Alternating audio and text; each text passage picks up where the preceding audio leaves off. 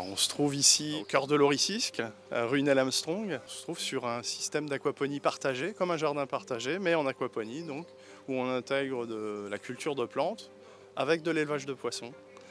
Donc, on a un système qui fonctionne en circuit fermé, on est autonome en eau. On récupère l'eau de pluie des immeubles, en fait, de la toiture des immeubles.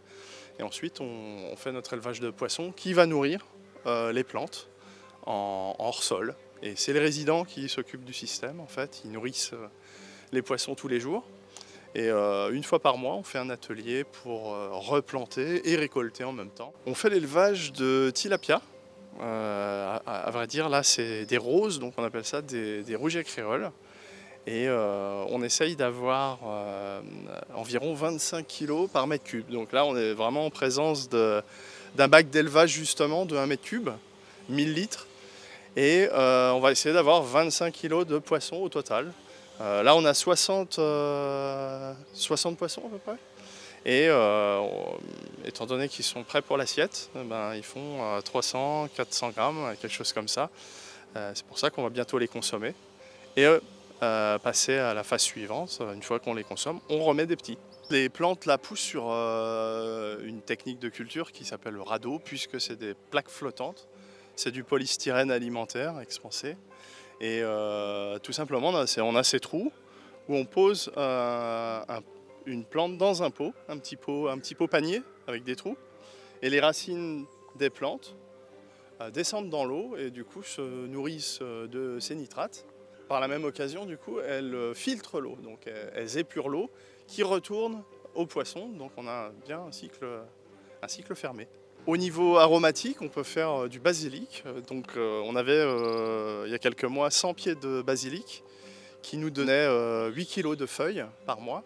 Donc on a pu faire énormément de pesto. Bien sûr, la menthe, le persil, le céleri. Le céleri, on fait des jus de céleri avec. Quand on fait des ateliers où on transforme aussi, comme le pesto. Et bien sûr, toutes sortes de laitues, batavia, feuilles de chêne, madrilène. Voilà, on a fait tout plein de plantes à feuilles. Et il y a à peu près 1 an, on a fait aussi des tomates cerises. C'est pour ça qu'on a des supports pour des plantes qui vont nous donner des fruits.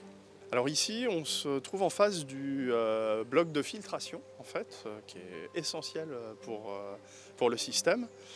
D'une part, on récupère toutes les boues de l'élevage de poissons. Donc en fait, c'est les gros morceaux de caca de poisson qui doivent rester dans le filtre, qui ne doivent surtout pas se retrouver dans les racines des plantes, parce que sinon ça s'agglomère autour des racines des plantes. Les plantes ne peuvent plus se nourrir et elles ne grandissent pas. Et donc ce premier filtre, là on a un filtre 2 en 1, on a tout compacté pour fermer et sécuriser.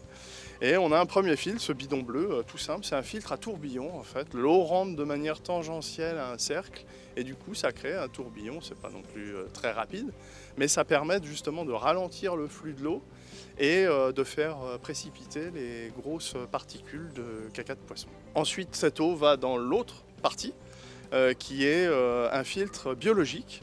Et là, le filtre biologique, il est plein de choses comme ça, qu'on appelle des bigoudis. Des bigoudis qui sont en fait des morceaux de plastique neutre qui flottent et qui vont permettre aux bactéries, des bonnes bactéries, de coloniser le milieu. Donc en fait, ces bigoudis servent à avoir un maximum de surface dans un minimum de volume. Donc là, on simule en fait l'espace que les poissons ont dans une mare, par exemple.